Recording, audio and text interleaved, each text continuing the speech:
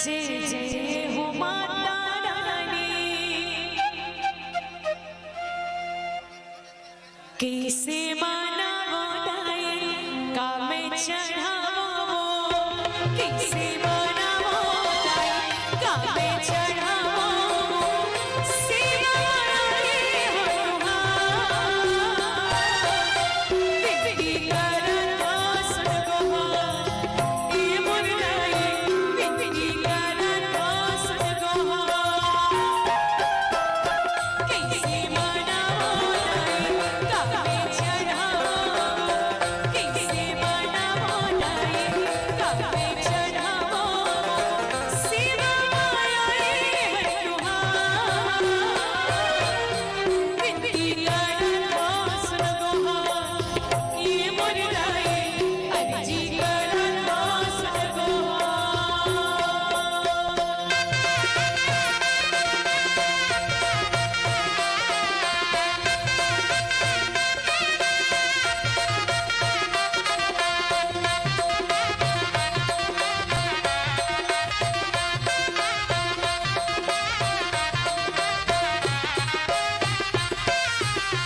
चम्मा चमेली दूध मोगरा चढ़ाते वो भवरा दिए वो जुटा, चम्मा चमेली दूध मोगरा चढ़ाते वो भवरा दिए वो जुटा, आहा चढ़ाते नहीं बिही चढ़ाते वो, आहा चढ़ाते नहीं बिही चढ़ाते वो, कोई हटे वो जुठा,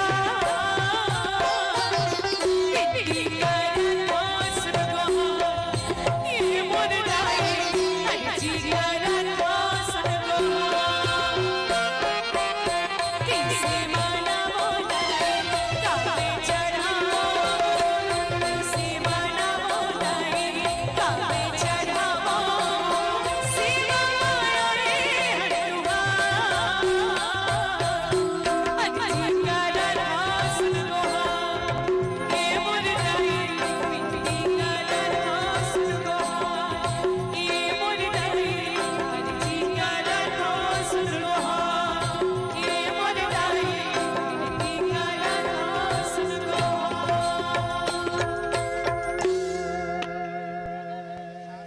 बोले गौरी मैया की जय। चलो माता रानी ला शांत कराए बर होम जग दे दो।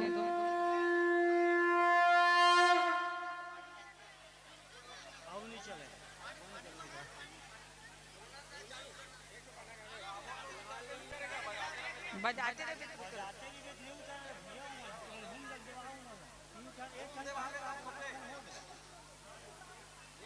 बोले अम्बे मात की जय, बोले नंदी माँ की जय। काहे औ गाबो तो कोनो ऊ चढ़ जही, और इसने में शांत होबे नहीं करे त जे मन चढ़े तेल कम से कम शांत करवा लो, निवेदन है ओकर बात को।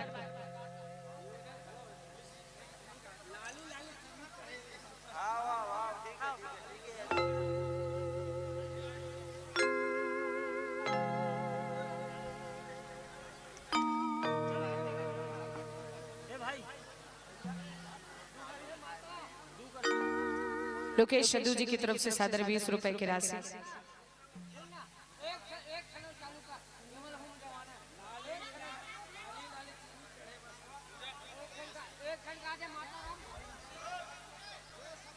नेवई से सेवक राम जी की तरफ से सादर 51 रुपए की राशि श्रद्धासुमन समर्पित है।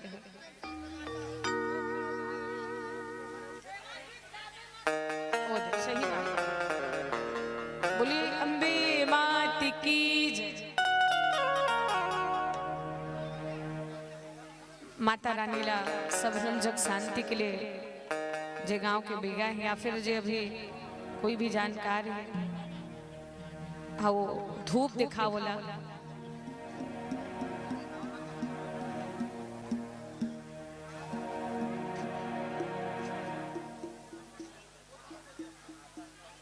पंडरिया से भोज जी की तरफ से सादर 30 रुपए की राशि श्रद्धासुमन समर्पित है। शाकित पंडरिया से सादर 51 रुपए की राशि। बोली अम्बे मात की जय, जगदम्बा जहयवतर ही सो पुरवरे न जाय, रिद्धि सिद्धि संपत्ति सुख नित नूतन अधिकाई। बोली अम्बे मात की जय, बोली अम्बे भवानी मैया की जय, बोली आदि शक्ति माता शीतला माता की जय, बोले नंदी माता की जय। चलो माता रानी शांत हो चुके हैं, तो चलो जितना भी हमारे आयोजक परिवार यदु परिवार है, आप सबसे निवेदन सब जन अपन अपन स्थान में खड़े हो जाओ और सब जन सुंदर जितना यहाँ संत समाज उपस्थित है भगवान जी के पावन पवित्र मंगल में आरती में सम्मिलित होकर रामायण आरती करो। खिलेश जी की तरफ से सादर 40 रुपए की राशि श्रद्धा सुमन समर्पित है। बोले राजा रामचंद्र की जय।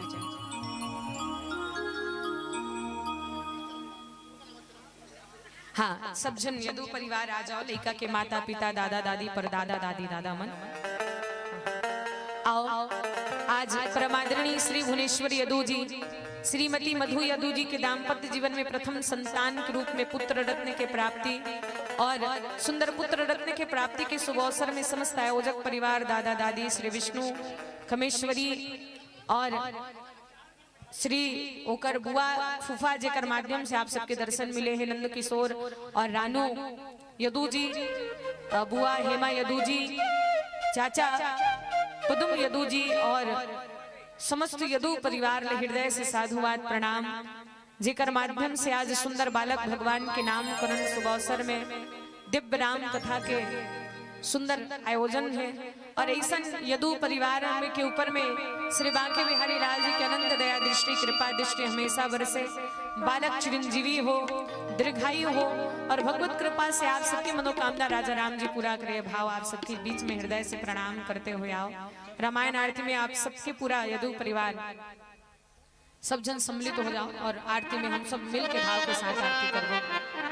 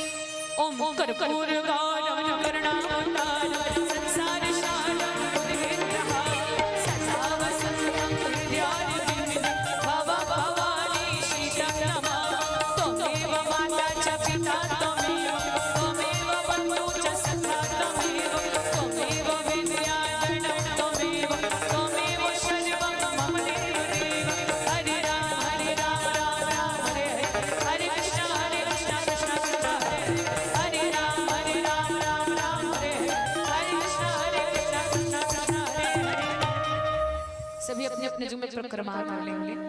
हरि ओम ओम यानी गानी जपापानी ज्ञाताग्रात कृतानि च तानि सर्वाणि नश्यन्ति प्रदक्षिणा प्रदे प्रदे। बोली वृंदावन बिहारी लाल की, बोली श्री हनुमंत लाला महाराज की, बोली उमापति महादेव की, बोली श्यामपति रामचंद्र की, बोले ग्राम के समस्त देवी देवता की, बोले अपने अपने माता पिता की जय।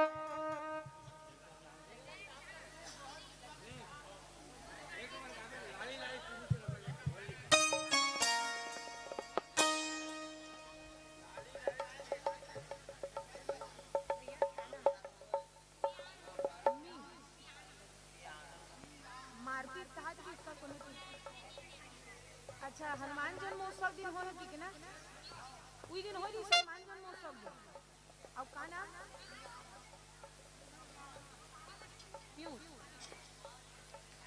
और बहुत ही सुंदर खुशी के बाद सौभाग्य की बात कि हमारे भुवनेश्वर यदु जी और मधु यदु जी के पुत्र के बहुत ही प्यारा नाम रखे गए हैं पीयूष यदु जी। बोलिए पीयूष यदु की जय। और घर में वाला सब जन मारुति के नाम से जानी है काबर होकर जन्मदिन ही सुंदर बड़ा ही सौभाग्य की बात है कि हनुमान जन्म उत्सव के दिन हो है तो हनुमंत लाल महाराज जी के साक्षात अवतार हमारे पीयूष और पीयूष अर्थात होते अमृत और अमृत प्रिय से अजर होते व्यक्ति है बहुत प्यारा नाम रखे हो अमृत प्रिय से व्यक्ति अजर होते और हनुमान जी अजर अमर गुण निधि सुत हो करूँ बहुत रघुनायक छो हो। तो ये सुंदर भाव और जब का आरती सबला घुमा दो भैया जी प्रसाद है ओला वितरण करवा दी दो। हाँ सबला आरती दिखा के सबला प्रसाद वितरण करवा दो।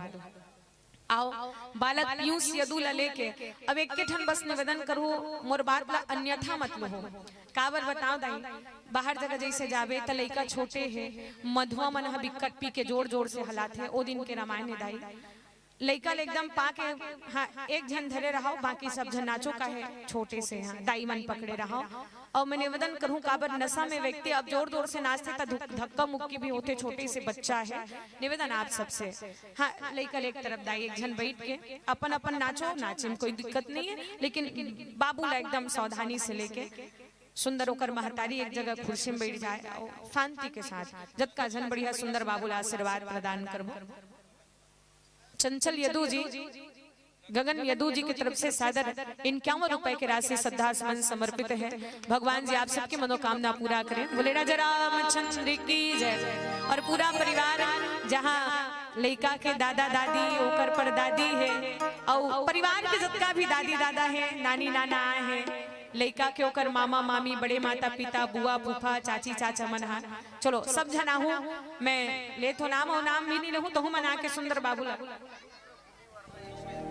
रुद्र भूमि वर्मा की ओर से 110 रुपए की राशि 151 रुपए की राशि समर्पित है। बोले राजा रामचंद्र की जय। तन्नू की ओर से हाँ और निवेदन है सादर तन्नू वर्मा की ओर से तन्नू की तरफ से सादर श्रद्धा सुमन समर्पित है। सुशीला साहू जी की तरफ से 51 रुपए की राशि और जितना भी हम माता रानी मन से निवेदन है तो कन दूर होके सुंदर बैठ के सुंदर सोहर गीत के आनंद लो। हाँ हाँ जेकर जेकर नाम लो तो मन बढ़िया उठ के बड़ा और बाकी सब जन बैठ जाओ अगर जेकर नाचे मन है तो हम नाचो ऐसे ही नहीं है लेकिन जे मन ऐसे हाँ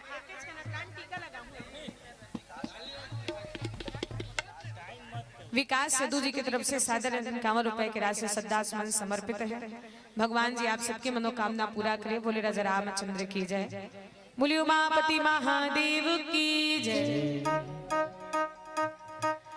डिग डिगा डिग डिगा हो डिगा डिगा डिगा लेकला झूला बंजी जमो माई पिला डिग डिगा डिग डिगा हो डिगा डिगा डिगा लेकला झूला बाबो जमो माई पिला लेका के दादा दादा झूलना झूला झूलना झूला वे वो बोलना झूला वे लेका के परदानी झूलना झूला झूलना झूला वे वो बोलना झूला वे डिग डिगा डिग डिगा वो डिगा डिगा डिगा लेकला लीला बनाई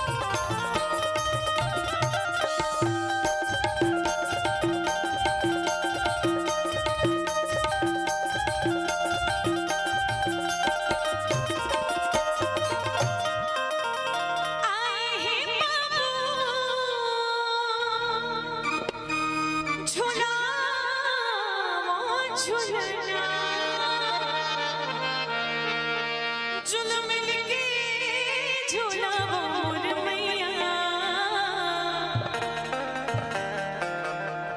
बाबा पीयूषी दूल्हा झूलना। अजत का सगा पहुना है, सब जन बाबूला आशीर्वाद प्रदान करते। नाचत कैसे है?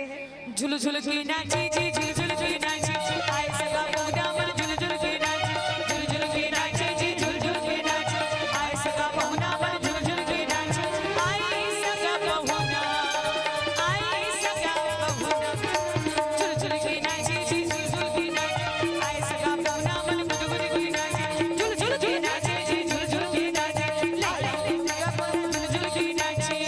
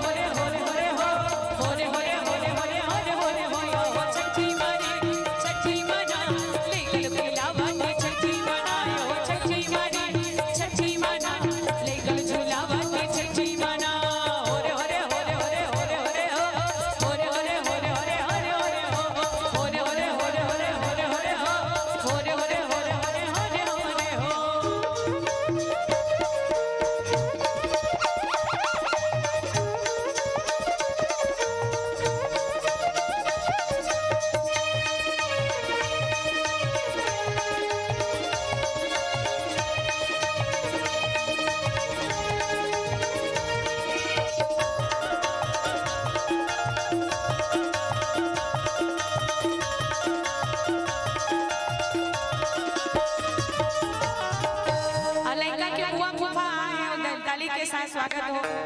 लड़का के बुआ फूफा परिवार के जतका झन भी है, जतका लड़का के बुआ फूफा सुंदर झुलना झुलाते हैं। और लड़का के बुआ फूफा आशीर्वाद प्रदान करते गावत का छठी मैया के झुलना झुलाए बुआ छठी मैया के झुलना झुलाए बुआ छठी मैया के झुलना झुलाए बुआ छठी मैया के झुलना झुलाए बुआ छठी।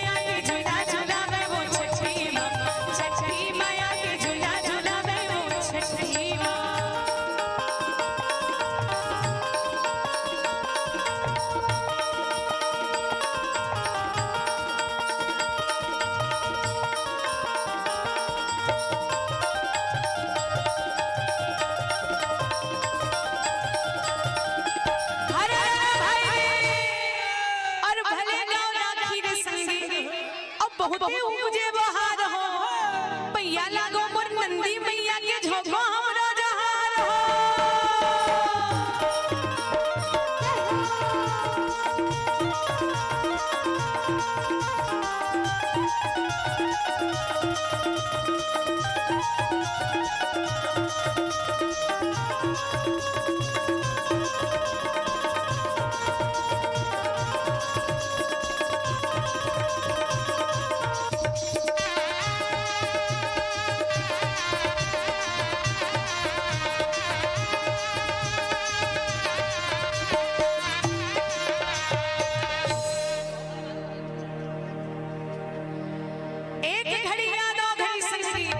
बुनियादों की याद हो तुलसी चर्चा राम के और कटे कोटे अपराध हो।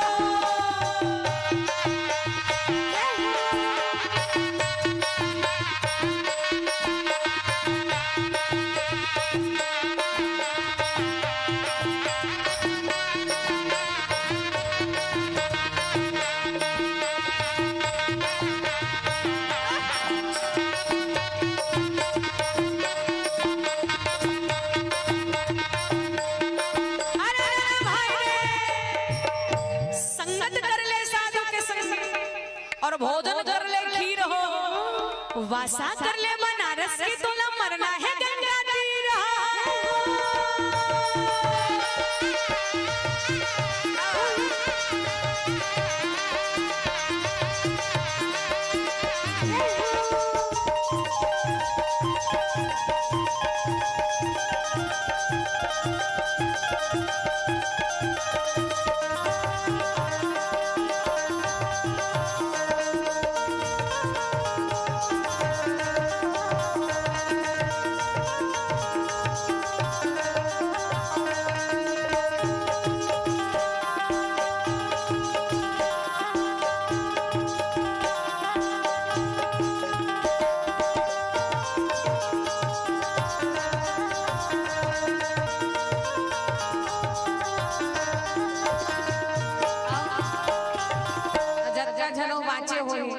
जैसे गुड्डी की मौसिया है झुलना झुलाए बर, झुलना झुलाए बर वो बाबुल पिलाए बर।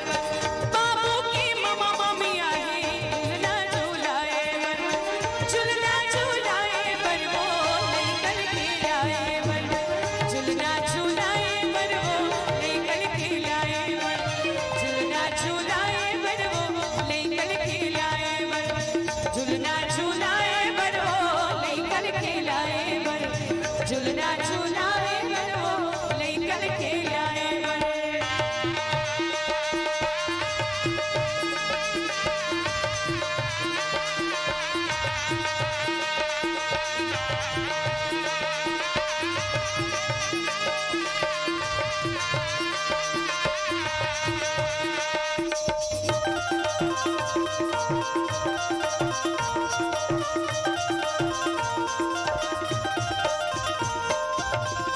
और ओकर चाचा मन बड़े माता पिता मन जतका बाँचे है सबो झन झुलना झुलात है और गावत है गोदी में झुला लेगा तका पलना मां खिला लेगा, गोदी में खिला लेगा तका पलना मां झुला लेगा। राजा बेटा लगी बाबूला गोदी में झुला लेगा, राजा बेटा लगी बाबूला गोदी में झुला लेगा।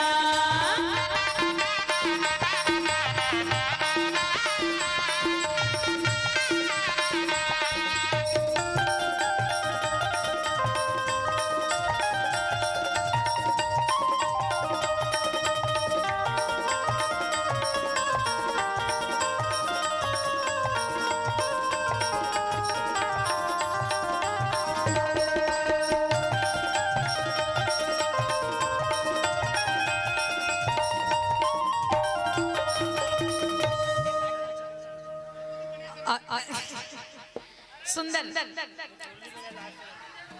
बाबूला झुलना झुलावत गावत है का जुग जुग जी